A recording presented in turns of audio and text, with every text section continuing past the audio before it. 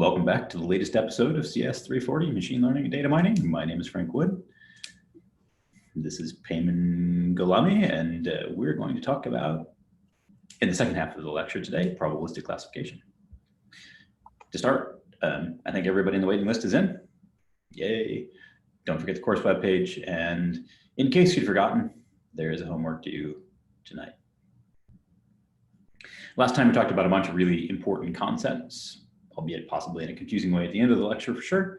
The first one is sort of the separation between training, testing, and validation.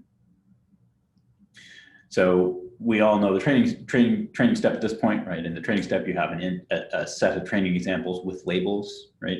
And what we want to do is some sort of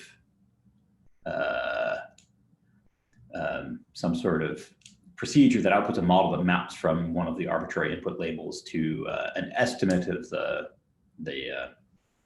class label. We'll call that y hat I, as you're familiar with now. Then at prediction time, we have some set of test examples, x twiddle I, and the model that we've trained in the previous step. And from that, we produce outputs or predictions y hat I for the testing examples, right? And what we're interested in is this test error. What we're really interested in is the test error on data that we haven't seen, but here we'll just say we're interested in the test error, and that's like a proxy for the error made by the prediction step on new data, unseen data, right? I should warn you, Payman, you got to definitely pay attention today because you're going to be part of the lecture. I'm going to ask you some stuff as we go along, so be ready. So not that you don't pay attention all the time, I know you, but yeah.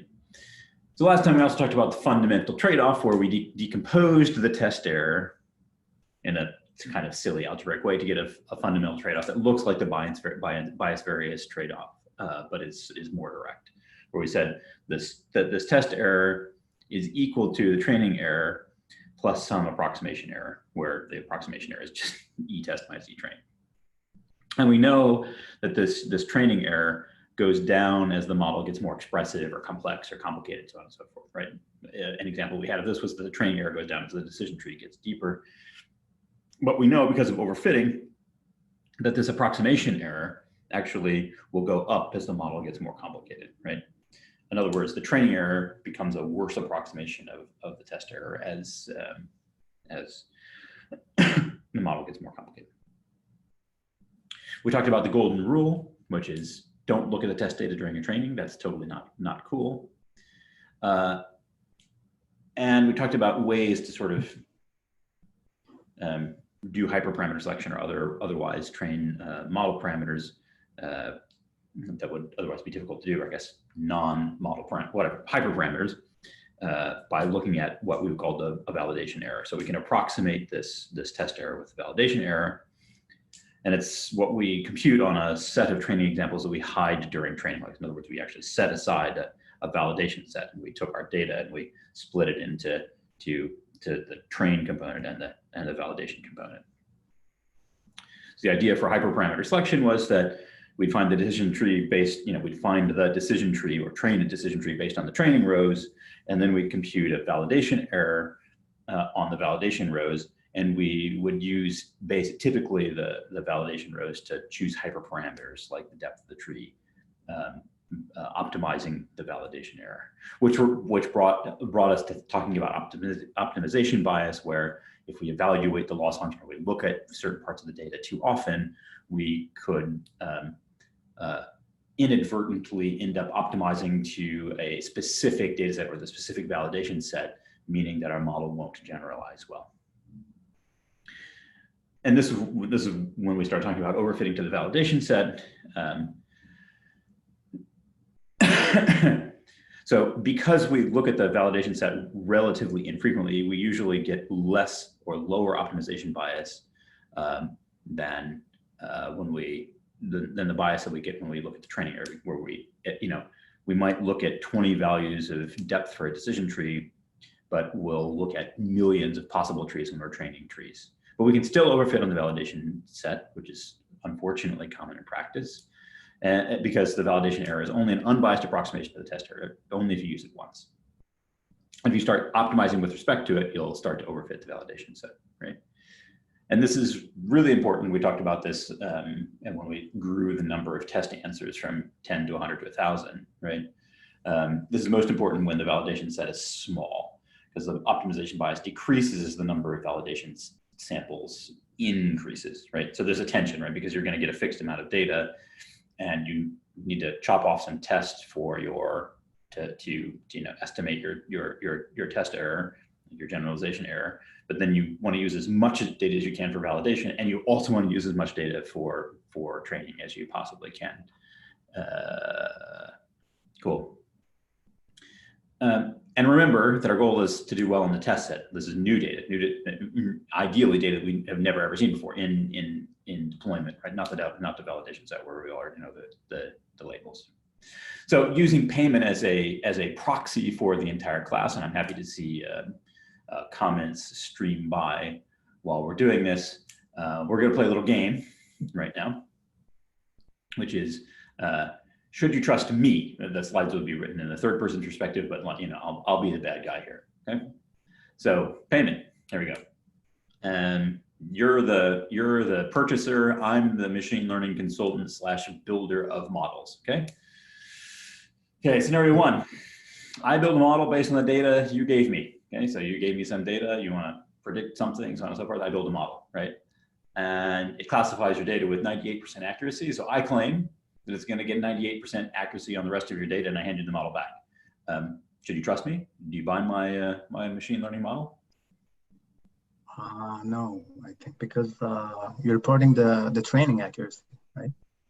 Indeed. So I see everyone in the class is very rapidly saying that I'm a dishonest purveyor of machine learning.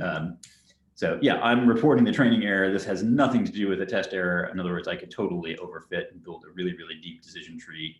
So what price are we talking about? Nice, okay. High quality machine learning for sale here. Okay, all right.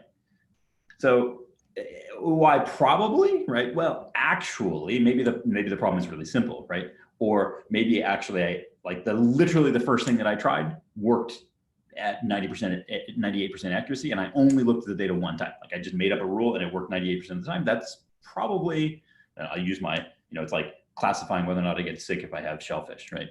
I know that this is true in this data, and that's a good model, and it could be 98% reliable, right? Okay, Bayman, great. You give me some data, and I build a model based on half of the data that you gave me, and I report that it classified the other half of the data with 98% accuracy, and I claim to you that it should get 98% accuracy on the rest of your data when you put it in deployment. So should you trust me or just very weird units of currency coming across in the chat? Yeah. I think it should be fine because you only looked at the validation only once. So I think it should be fine. Okay, yeah. Are you and no cheating by looking ahead of the slides, by the way. That's So probably, right? So I basically only looked at the validation error one time. It's basically, I treated it like the test set, right? That means that it's an unbiased approximation of the test error. And so long as you believe that I didn't actually really cheat, then you probably should trust me, okay? How about this scenario, right? Okay, so you give me some data and I build 10 models on half the data that you gave me, right? And I notice that one of them classifies the other half of the data with 98% accuracy. And I claim to you that that particular model is going to get 98% accuracy on held out test data, right? Should you buy my model? Are you? Yeah, so I think, well, in this case, you're gonna look at the validation set for like 10 times, right? But I think it should be okay because it's not gonna cause a lot of bias. So you can see that in the comments, I think your answer is totally reasonable. I think in the comments, there's a little bit of a gray area, right? it's probably okay, right? Because I actually only looked at the validation. I computed a validation error, and I only used it or looked at it a small number of times, right? So maximizing over these particular errors, right, is a biased approximation of the test error. So I could be overfitting. It's possible, right? But I really only looked at 10 different models, so the bias is probably small, right? And theoretically, I know something about how to actually do machine learning, right? And so it's probably okay, right?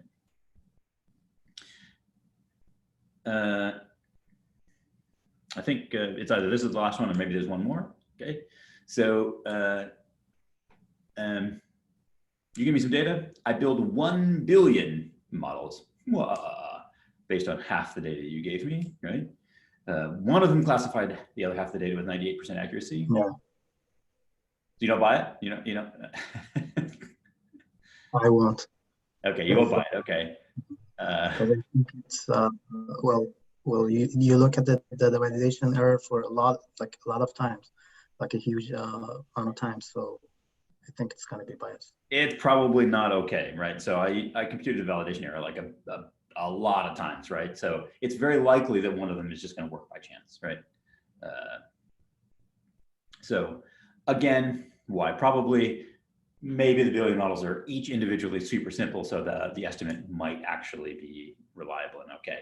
So this is the actual last scenario, although I think I'll pester you one more time in this way throughout this lecture. Scenario number 5, you give me some data, I build 1 billion models based on the first third of the data you gave me. One of them classified the second third of the data with 98% accuracy. And it also classified the last third of the data with 98% accuracy. So I claim that it'll get 98% accuracy on the rest of your data. Is this okay? I think so, yeah. I think it will be okay because the last third of the data, you only looked at it once and it gives you good validation error. Great. Okay, so everybody says seal the deal, purchase, 5 pickled eggs, which seems to be a very large unit of currency here, 1,000-year-old eggs. Anyway, yeah, so it's probably okay since, we're computed the first validation error a huge number of times, right? But this, I kept the validation set around that I only looked at one time. That's an unbiased approximation or unbiased test error approximation. That's fine. I didn't violate the golden rule. And obviously in all of these scenarios, you need to make this assumption, and the assumption needs to hold that the data is IID. Yeah. So for the, what if the model you gave them is the worst model? You asking a question, or is that another? Is that no, it's someone in the chat actually. Worst model in what sense? David. There's a lot of comments. Thank you for keeping track. But what if the model you give is the worst model? That's worst. Again, it's very difficult to answer that question because I don't know what sense in which the model would be worst if I'm trying to give Payman, my purchaser, the best model. So yeah, great. So let's just finish this optimization bias / overfitting business here, right? So basically, optimization bias is small if you only compare a few models, right? So if you pick the best decision tree on the training set among some number of levels, then the risk of overfitting to the validation set is low if we try, 10 things, right? Is this implying that the can I answer the question? Yeah, is this implying that the 1 billion models only classified the last third of the data if it classified the second third properly? No, this is not like a filtration. So it's like you train 1 billion models, right? Let's go back.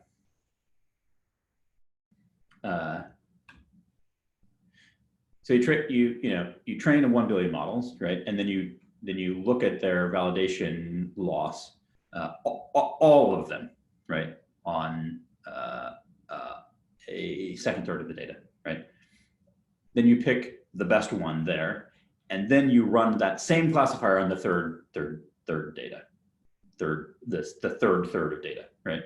And you look at how well it does on that. And if it does well on that, then that's a pretty good indication that it's going to do well on unseen test data. Yeah. So for scenario 4, if you train 1 billion models on first half of the data and test on second half, how can you get lucky on both test sets?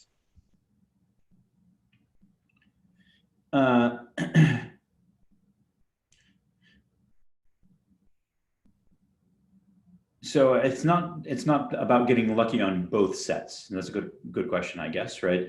So if you train 1 billion, you build 1 billion models in the first half of the data, then you're not getting lucky in that phase. You're literally training 1 billion models, right?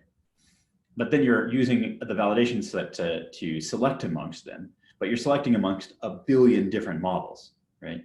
And just by chance, one of those 1 billion models made you well. And then you're pretending like you've only looked at the validation set a small number of times, right? So that's, you're totally abusing the set, right? The setup, I should say. Yeah,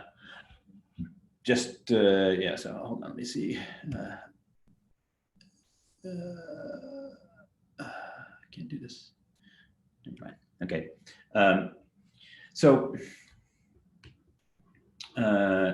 Yeah, so that's basically what we said. Like optimization bias, if you compare a lot of models, it is large if you compare a lot of models, right?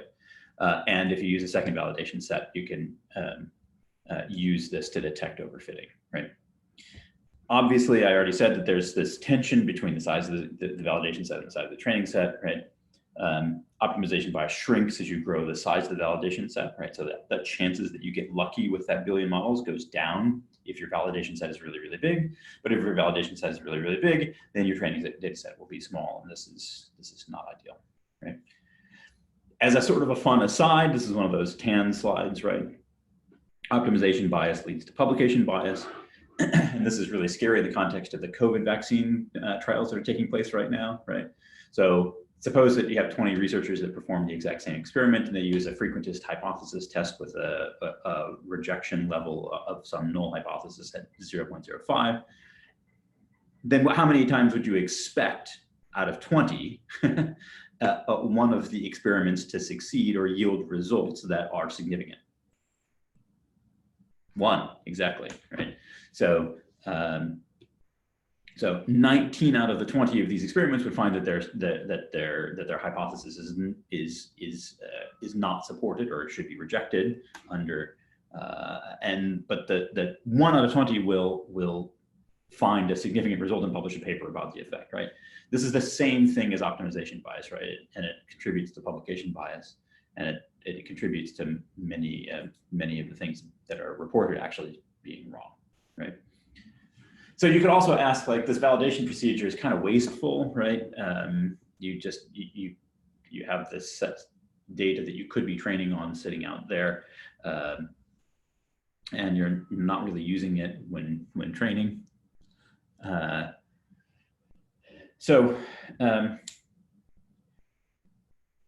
No, so I just noticed there's a peer review isn't a perfect system. So James, that's part of the point, right?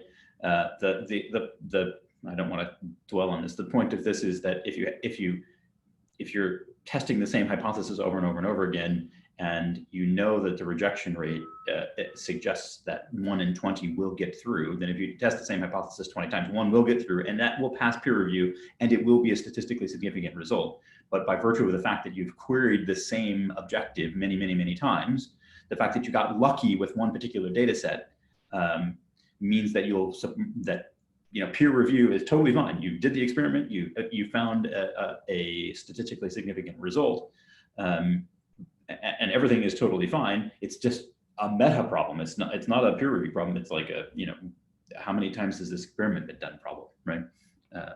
So there's been a lot of stuff in the statistics literature. Actually, David Madigan has written a bunch of stuff about this, who used to be at Columbia when I was there. Now is at Northeastern. So isn't it wasteful to use only part of your data in particular for training, right? So one way to get around this, and this is a procedure that you should use when you're doing the Kaggle competitions in your midterm and for your final and these sorts of things, right, is called cross-validation. And we'll just talk about it from a very prosaic, this is what you should do kind of perspective, right? So, and we'll be very concrete. Let's start at the beginning. Let's talk about five-fold cross-validation, right? So the idea of five-fold for cross-validation is that you split your data such that you train on 80% of the data and you validate on the other 20%, okay? But you repeat this 5 times for each, basically with each of the 5 held out validation sets and training data sets separate, right? And then you average the validation score. So you take your training data, X, Y pairs, right? And the first thing that you do is you identify the training data as the first 4 quote unquote folds, and then compute the error on the 5th, right? And you can imagine, I've never even thought about this before, but you can imagine folds as being like there's this long spreadsheet document, you fold it up, and like page 5 is your validation set, and the first 4 are the training data, right? Then you do this, and you hold out 4 as validation on the second one, and these are true. Yep. Should all folds be unique? Yes, basically. And then you hold out 3 as your validation set, and so on and so forth.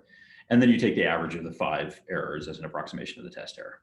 So just to look at what this looks like in pictures, right? This is your entire training data. And what you do is you take a 5th and you turn that into validation, and the other 4/5 are training data. And you compute the validation loss over all 5 folds, average those up, and the cross-validated validation error estimate for this hyperparameter, right, is just the mean of these validation errors. In this case, 0.16, excuse me. If you're going to use this to answer enough, yes, in each case, the validation set acts as the unseen data. Yes, that's correct. So let's think about how we would use cross-validation as a procedure for choosing the depth of a decision tree, right? So we're gonna look over all 20 depths per se, and we're gonna compute a cross-validation score, and then we're gonna return the depth with the highest score, okay? So as part of this, we have to choose how many folds we're going to compute, so on and so forth. But what we need to call this subroutine called compute cross-validation score, and that's basically what this is. This is the compute 5-fold cross-validation score. And then what it says is for fold 1 and 5, you train on the 80% of the data that doesn't include that fold, and you test on the fold. And after you do all of that, you return the average test error, okay? A note that to make about cross-validation is that it's quite expensive, actually, right? In other words, for every model hyperparameter setting that you consider in order to estimate its test accuracy via cross-validation, you have to fit as many models as there are folds in your cross-validation. So here, if we want to test 20 different values of the depth hyperparameter in a decision tree, and we have to train 5 different folds on each one of those, that fits 100 different models. You call train decision tree 100 times, right? So it's not cheap to do this, right? At the end of the day, we get a score, right, for each of the 20 depths, right? And so we'll have 20 depths, depths 1 to 20, and this would be cross-validation score. And and since accuracy, I guess higher is good, right? You'll see something like this probably, right? And then you just pick the one with the 7 depth 7 trees, the one you want. That's what you use to pick the depth, and then you retrain with that. You can take this cross-validation.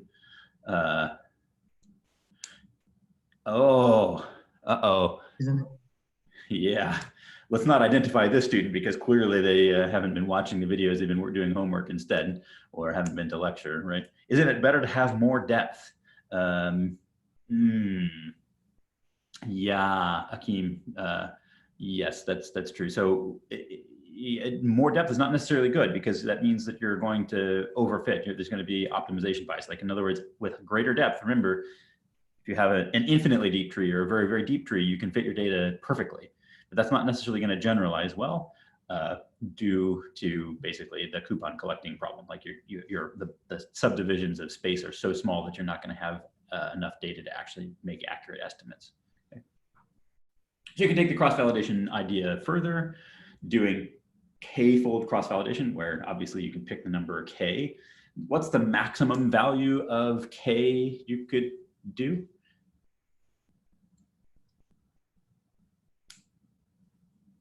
Whoa, that was fast, Nico. Nice. N, yes. So the gold standard for estimating, test accuracy is in fact to do leave one out cross-validation, right? So you train on all but one training example, and that would be n-fold cross-validation because you have n different folds. So you train on the n-1, Alan, you're right on. You train on the n-1 other data points, and you just test on one held out data point, right? This obviously is a more accurate assessment of how well you will do on unseen data, but it's obviously much more expensive because you're computing, you have to train just that many more models, right? Cool. Obviously in the case of the decision tree, we choose the depth by computing the cross-validation score for every depth. So that would be, instead of 100 models, it would be, n times number of depth models, which would be quite a lot, right? If n is large. Just to be clear, if the data is ordered in some sort of a way, right, particularly if it's ordered by class label or ordered by some feature set or something like that, this can screw up a cross-validation procedure sort of in some sort of obvious ways. Like for instance, if all of the class labels for one of the classes ends up in one of the folds, that's not an ideal situation, right? So what you want to do is you want to randomize your data first, just permute your data and then split into fixed folds. Okay, any other questions at this point?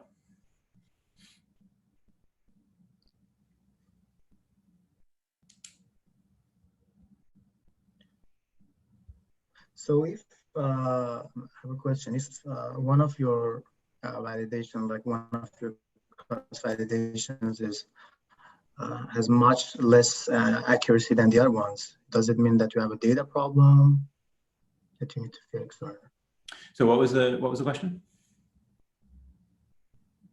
Just repeat the question.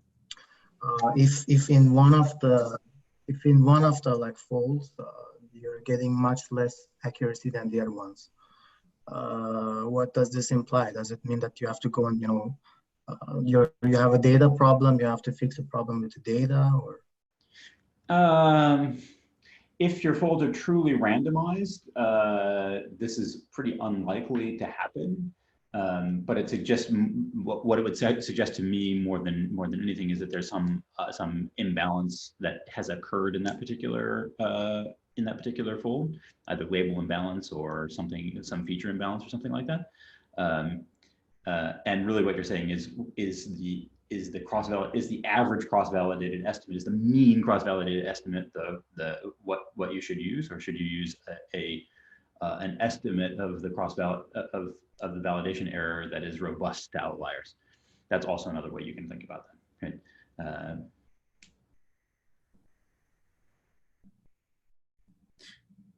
Yeah, I'm going to let Shaunak and Alan work out the n-squared problem. The answer is no, not n-squared time. Other questions at this point? Should be pretty straightforward. Okay, cool. Now we're going to switch gears quite a lot. First thing we're going to talk about is what the best machine learning model is, right? Obviously, decision trees are not always the most accurate on test error. This, the first, like many of the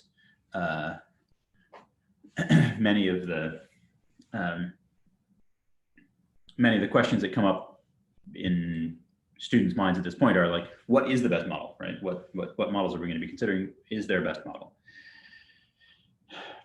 One way to think about this is in terms of generalization error, and I've kind of hinted at this by mixing test set and test accuracy as what happens on data that you really haven't seen, right? And this generalization error is the average error over all of the input vectors, xi vectors that are not seen in the training set, right? So how well do we expect to do for a completely unseen feature vector, right? And there's a kind of a straightforward to prove no free lunch theorem, which states that there is no best model achieving the best generalization error for every problem, right? So and the way it goes is basically like this: if model A generalizes better to new data than model B on one data set, right, then you can actually you can show that there exists another data set where model B works better, right? Like you can just construct it, right? So this question of what's the best machine learning model is a little bit like the question of what's the right amount of training data. There is no right answer, right? This question is like asking which is the best amongst rock, paper, and scissors, right? Who knows, right? So there's some implications of the fact that there is no best model, like there's just no best model, period, right? And it means that basically we, as a machine learning field specialty and takers of this class, we need to learn about and try out lots and lots of different kinds of models. We need to think about different model families. Which ones do we put into DS340, right? We usually motivate them by specific applications, right? And those applications are usually applications where the model is done well in practice. But the focus in this course is on a number of models that have been extremely effective in many applications. And there is a caveat to the no free lunch theorem, which is that the actual natural world is really very richly structured, right? So some data sets out of all the space of all possible data sets, right? If you think of the space of all possible binary data sets, for instance, X, Y pairs, right? And you assume that X is some binary encoding of the actual features in the actual real world, then the set of all of these binary matrices that you will actually see, and we'll talk about this in just a second, and with respect to spam filtering, is a very small subset of the total set of binary matrices you might actually see. Another way of thinking about it is if you think about all possible pixel values that you could have in a 640 by 480 image, right? Like natural images occupy a very small subset, a submanifold of the space of all possible, images, right? So it actually could be that there exists some model A, which is better than model B on every real, as in natural data set in practice, right? We haven't found it yet, but there are examples of models that have the right kind of, that have inductive biases that are well aligned with reality, with real data, right? And machine learning research generally focuses on models that are useful across many applications. Speaking of another application, another opportunity to think about a different kind of model, we talked about probabilistic classifiers. We're going to switch right now. So we've done decision trees. We've thought a little bit about generalization. We've got cross-validation, We've built up a lot of stuff. So now we're going to switch and we're going to go to probabilistic classification and email spam filtering. And let's say we want to build a system that detects spam emails. And let's take a couple of seconds here and think about how you would specify such a system. Just to be clear, what are the ins and outs of such a system, Payman? Like, there's a supervised classification problem. What are the inputs? What are the outputs of a spam filter? And people can can type in that as well. I can see some people are thinking about doing that.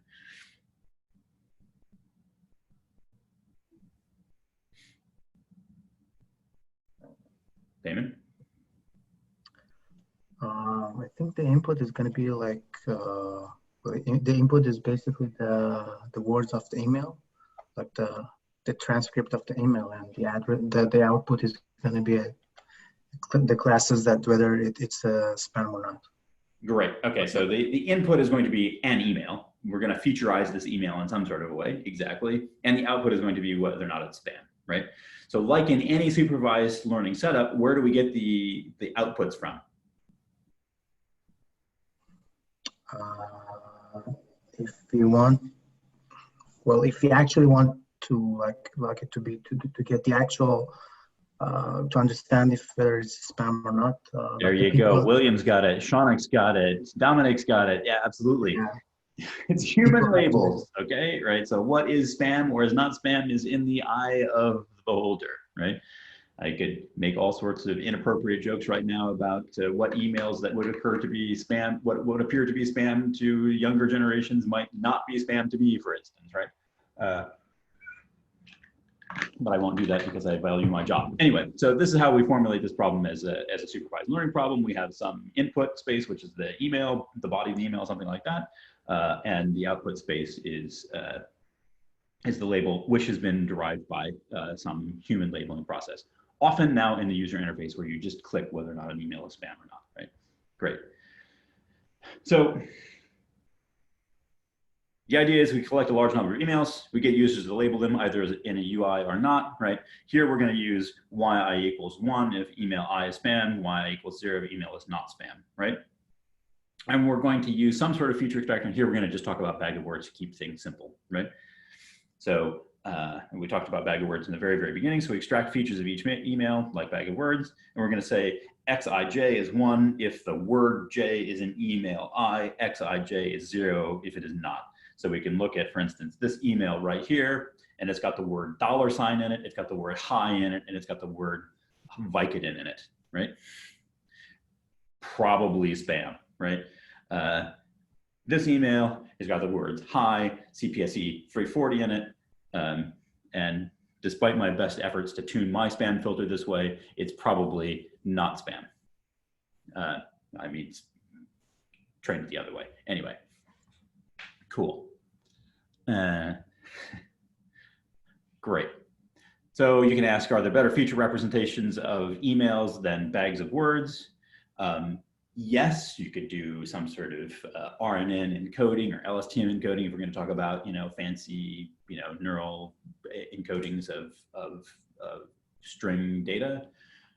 Another thing that we can do is we can just expand, and this is actually arguably more useful, right? You can expand the set of bag of words features to include bigram features, right? So subsequent 2-word phrases are bigrams, and the presence or absence of these 2-word phrases can be binary features, right? CPSC 340 or whatever, or trigrams or 4 grams or 5 grams, something like that, right? We might include meta features like the sender domain or regular expressions extracted, like, your name, first name, last name, email headers, roots of words. Yeah, in fact, yeah, Akeem, that's a good point. What constitutes a word here, really, you should think about removing stop words and thinking about what's called stemming words, which basically removes off the INGs and the EDs and that sort of stuff. So you just basically get the what you call roots of words, what natural language processing people would call stems. Term frequency, interdocument frequency, it does not apply here. That's a method of computing cosine similarity or document similarity in feature space. That's not, yeah, other email metadata, great, right? So we know the supervised learning notation, we've got X and we've got Y, and we know that, YI is the label of example I, so email 3 is not spam, and here the 6th word offer of the second email has the word offer in it, right? Which is the 6th word, fine. And we know that X3 is that entire thing, right? And just to throw it out there, right? Let's think about, so how many, if we use a vocabulary of 5,000 words, how many trigrams are there?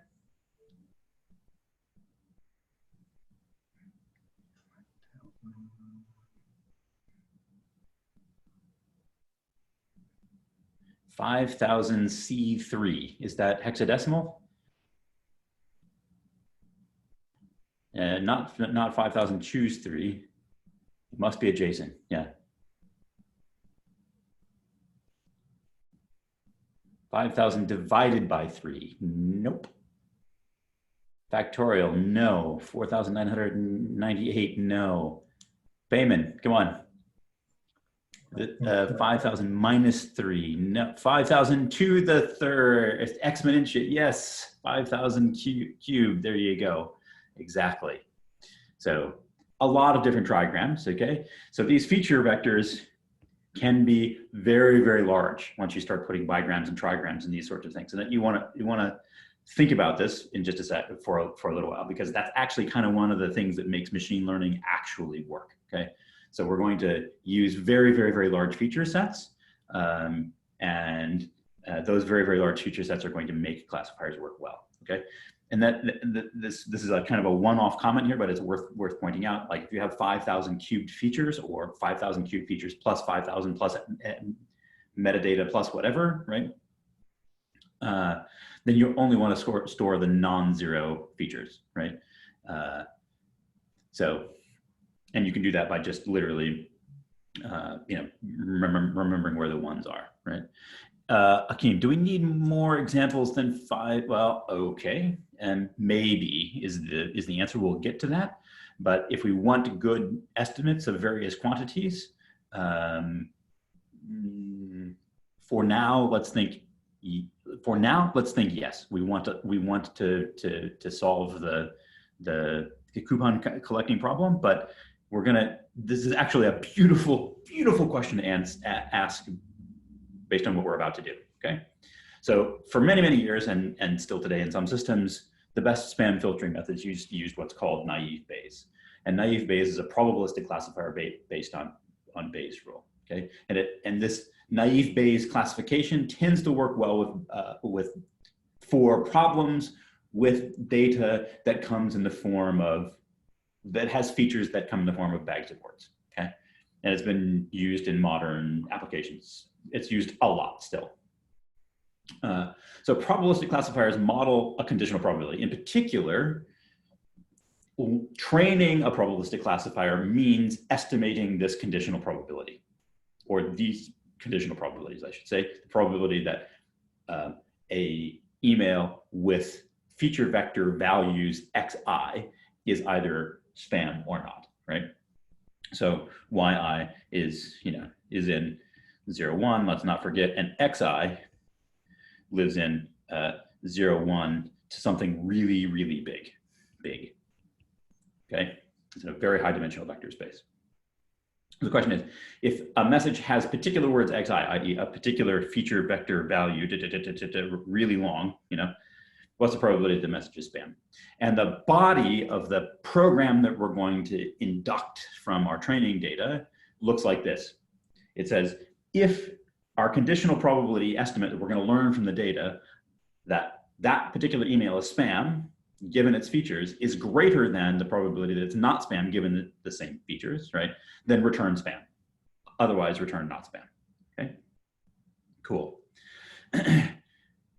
Now we have to figure out how to actually estimate this thing. Okay, and then where we're going to estimate this thing is to use Bayes' rule, right? My favorite friend. Basically, my classes all start with Bayes' rule and then go from there. Okay, so Bayes' rule says we've got, if this is not, you should have this from before, but if you just move this over here, then both things are the joint distribution on both sides, and we're kind of done, right? But what we need to do is we need to estimate all three things over here, right? We need the marginal probability, PYI, that an email is spam or not. That's the distribution over the labels, right? We need the marginal probability of a feature vector. That is to say, what's the probability that an email has a particular set of words at all, xi, right? And we need the conditional probability of that feature vector, like the probability of 0, 1 in this very high dimensional feature space in all dimensions, conditioned on the fact that it is spam or not, right? So, cool.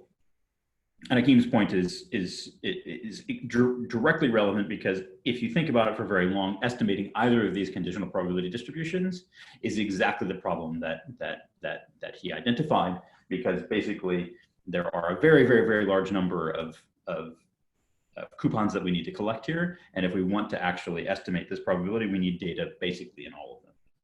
Okay, but we're going to get around that, and that's what naive Bayes is about. That's why it's called naive Bayes. So what do these terms mean? Let's think of this blue box as all possible emails. Okay, so the probability that an email is spam or not is pretty straightforward, right? You take all the emails and you look at the ones that are labeled spam, and you look at the ones that are labeled not spam, right? and you just count them up, right?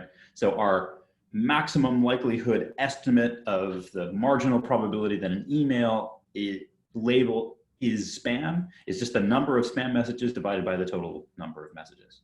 Okay, pretty straightforward, right? It's just a proportion in your data. That's how you estimate it.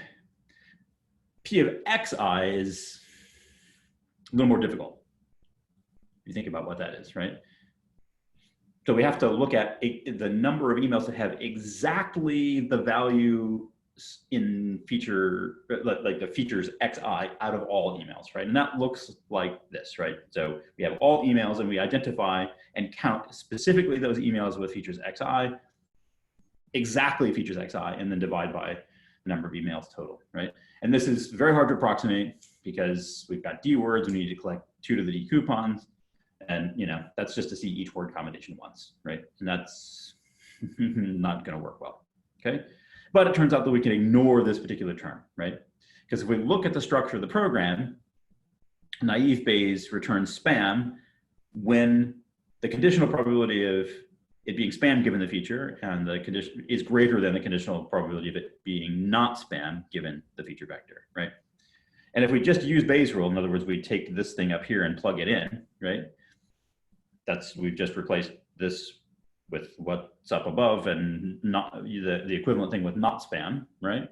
We notice that xi appears on both sides here, so we can just cancel it out, right? So we're going to modify our naive Bayes program ever so slightly, right? Our naive Bayes classifier program to have this structure, right?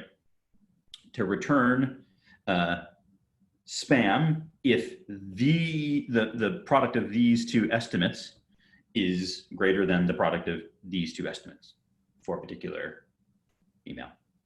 Okay.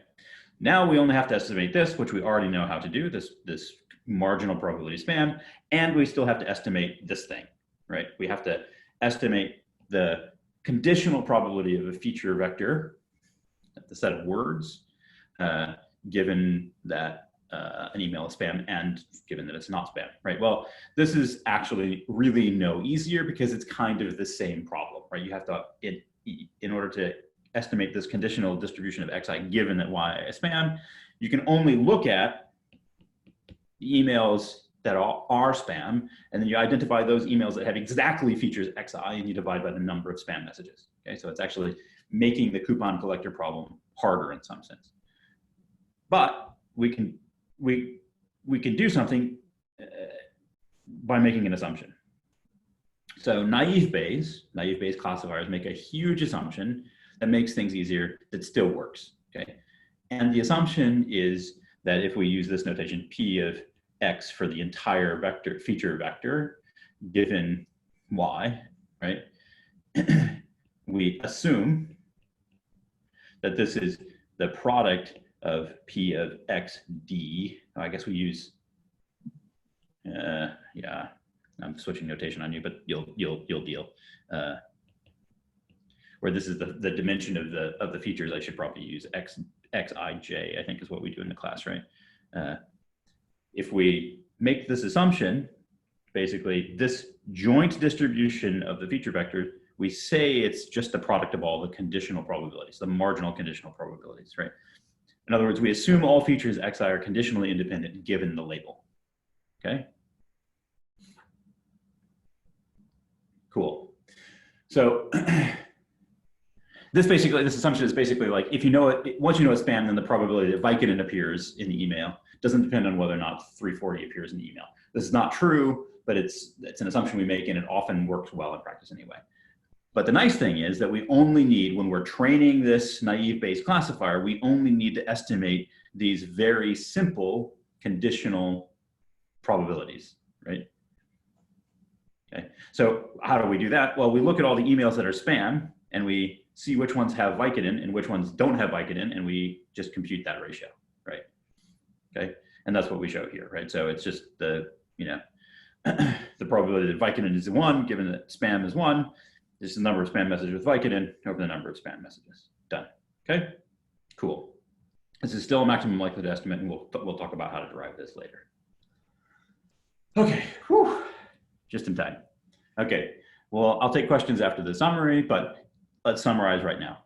Optimization bias occurs when you use your validation set too much, such that your overall model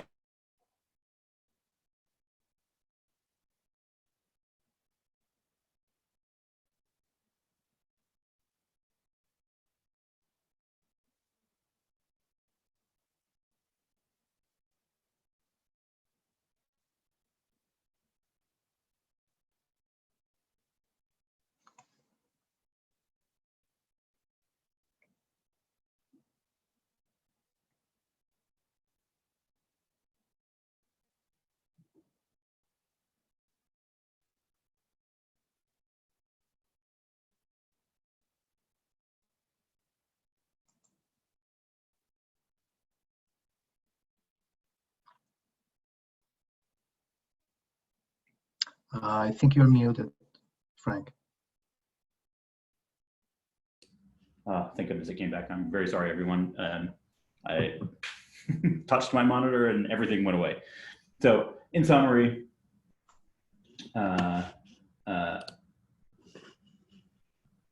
optimization bias, it occurs when you use your validation set too often and you end up overfitting. Cross-validation allows you to use your data more efficiently, basically by averaging validation error over various folds. You can estimate your test error better and use more data in some sense.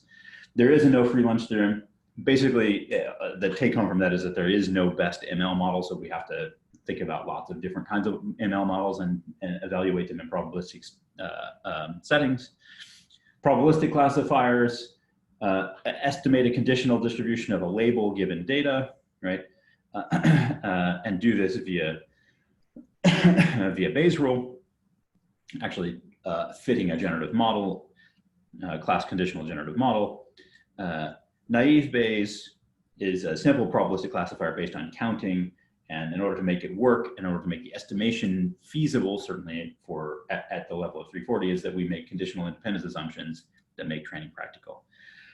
And next time we will discuss a best machine learning model as n goes to infinity. Okay. Cool. Any questions? We've got a few minutes for questions. Sorry for running a little bit late today. Dominic, yeah, I see that. How do big trigrams, bigrams, and trigrams fit into the assumption of independence for naive Bayes?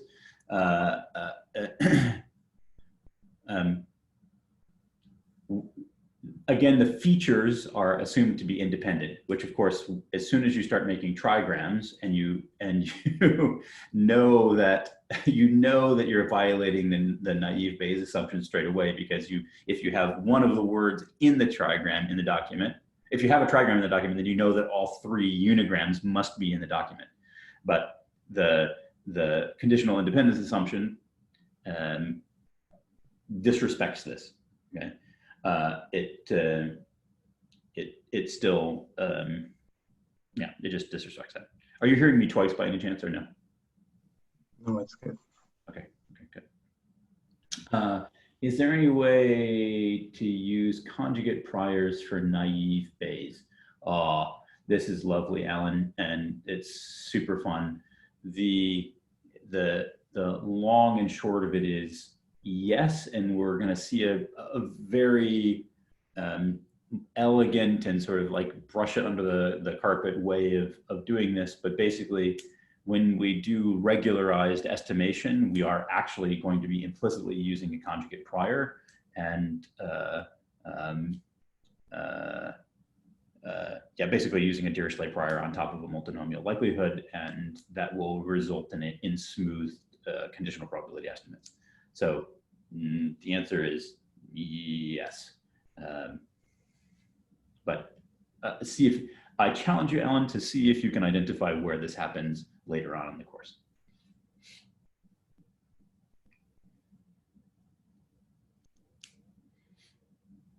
More questions?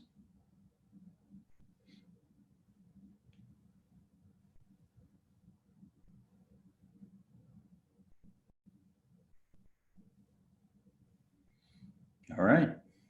Don't forget about the homework. Thank you all very much. have a lovely afternoon, and I'll see you all on Monday. All right, thank you. Nice Thanks, to man.